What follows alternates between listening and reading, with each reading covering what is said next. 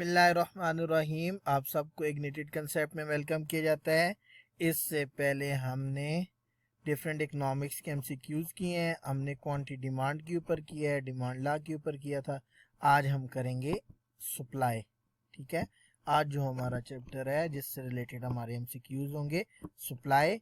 ये KP publishers mission में जो इकोनॉमिक्स की लेक्चरार की जॉब आई हुई है उनके लिए प्रिपरेशन के लिए ये बड़े इम्पॉर्टेंट और आपको बड़े हेल्प देंगे पेपर सॉल्व करने में।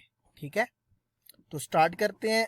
Supply supply means the quantity of commodity offered for sale at a different prices during a given period of time. ठीक है, ये हमारे पास क्वेश्चन है और ये हमारे पास उसका आंसर है एमसीक्यूज का। ठीक है, उसके बाद सेकंड एमसीक्यूज है stock and supply is same. ये रॉन्ग है। ठीक है, supply means the total quantity of a commodity available in और near to in the market which can be bought for sale at a short notice. ठीक है, तो इसके बाद हमारे पास सप्लाई क्या है। Supply means the quantity which is actually offered by the sell out of the existing stock at different price. उसके बाद हमारे पास रिजर्व प्राइस का क्या मतलब होता है। इस तरह के एमसीक्यूज है। रिजर्व प्राइस मींस, तो आप कौन सा सिलेक्ट करेंगे, the minimum price below which a seller does not want to sell any quantity. ठीक है, वो मिनिमम प्राइस आ गई जिस पे क्वांटिटी वो उससे नीचे वो सेल नहीं करता। ठीक है, तो उस प्राइस को हम कहेंगे रिजर्व प्राइस। इसके बाद हमारे पास आ गया मार्केट प्राइस। सप्लाई मींस, ठीक है, विच, ये हमारे पास market period supply means which a short period of supply और are day by day market supply और आर पेरिशेबल गुड्स सप्लाई। ठीक है, इसका मतलब ये तीन आते हैं। ठीक है, short period supply means it refers the period of time which is enough to make adjustment by seller in response to change in price. Long period supply means it's referred to such a time period during which the all necessary changes can brought in industry to meet a permanent shifting of demand for product. Law of supply has upward slope.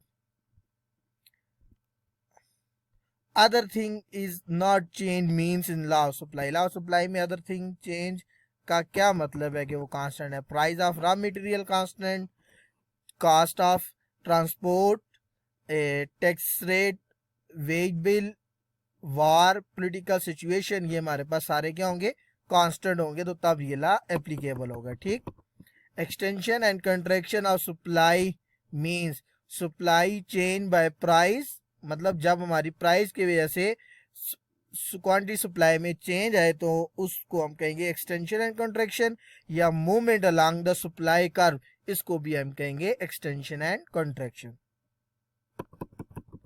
Rise and fall of supply means supply change due to other factor और shifting of supply curve.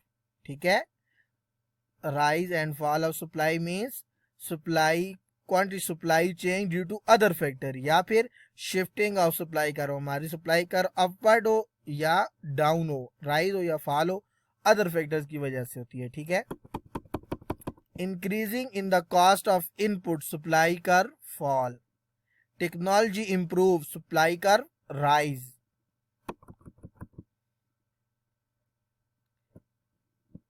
taxes increase supply curve fall, favorable weather condition supply curve rise, war condition supply curve fall, favourable industrial policy supply curve rise. अगर ये चीज़ें increase होंगी तो क्या impact पड़ेगा supply curve में, और अगर ये चीज़ें डिक्रीज होंगी तो सप्लाई कर्व में क्या इम्पैक्ट पड़ेगा, ये अदर फैक्टर्स हैं।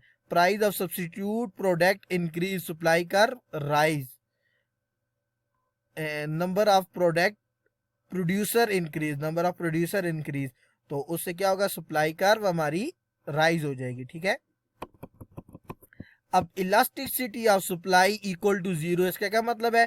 Supply remain fixed and is not affected to price, ठीक है, कि प्राइस की वजह से सप्लाई में कोई चेंज नहीं आ रहा। जब हमारे पास elasticity equal to elasticity of supply equal to zero होगी, या हमारे पास सप्लाई कर्व वर्टिकल होगी इस टाइम पे, ठीक है। Elasticity of supply less than one, इसका क्या मतलब है? Percentage change in supply less than percentage change in price, price में ज्यादा चेंज आएगा और सप्लाई में उससे कम चेंज आएगा। Elasticity of supply equal to one means कि जितना प्राइस में चेंज आएगा उतना ही हमारे पास क्वांटिटी सप्लाई में चेंज आएगा, ठीक है। Elasticity greater than one means कि प्राइस में अगर 1 यूनिट चेंज आता है तो क्वांटिटी सप्लाई में उससे ज्यादा चेंज आएगा, मोर देन 1 यूनिट, ठीक है। तो उस टाइम हमारे पास इलास्टिसिटी ग्रेटर देन 1 होगी। Elasticity equal to infinity, extreme supply rise in price lead to infinity extension in supply, या हमारे पास सप्लाई कर्व हॉरिजॉन्टल फॉर्म में होगा, ठीक है। ये प्राइस तो सेम है लेकिन सप्लाई हमारी कॉन्टिन्यूसली इन्फिनिटी तक इंक्रीज हो रही है, ठीक है। Which one is increasing function of price? Supply, ठीक है। It describe the law of supply, supply curve. Supply curve will shifting when technology change. And increasing in demand would cause supply curve is no effect on supply, ठीक है। The price change 1% and supply change 2%, the supply is elastic, ये हमारे पास elastic है, ठीक है। If elasticity of supply is greater than 1, supply curve will touching y axis को touch कर रही होगी, ठीक है। Supply curve is flatted in long run, ठीक है। लॉन्ग रन में क्या होती है? फ्लैटर होती है। During a particular year farmer experience a dry weather, if all other factor remaining constant, farmer supply curve for wheat will be shifting to leftward. When supply of a commodity increase without changing in the price, it's called rising in supply. What best explain the shifting in market supply curve in right? A new technology make it cheaper to produce the goods, ठीक है। उसके बाद हमारे पास MCQs है। Supply of commodity means willingness to sell a certain quantity. If elasticity of supply is 1, supply curve will be passing through origin. Which of the following shifted supply curve of car to the right, decreasing in steel prices? Long period supply curve is relatively flatter and more elastic. If a firm makes 200 units of our goods available at the price 10 per unit, the elasticity, इस पे आप formula लगाएंगे तो उसका answer indeterminate आएगा, ठीक है। Elasticity वाला फार्मूला लगेगा सिंपल। ये हमारे पास सप्लाई से रिलेटेड एमसीक्यू से, ठीक है। अगर आपको ये पीडीएफ फॉर्म में चाहिए तो इसका जो लिंक है मैं वीडियो के डिस्क्रिप्शन में दे दूंगा, आप उधर से ये पीडीएफ फॉर्म में डाउनलोड कर लें, ये वाले सप्लाई से रिलेटेड एमसीक्यूज। और इस चैनल को सब्सक्राइब करें, लाइक करें और शेयर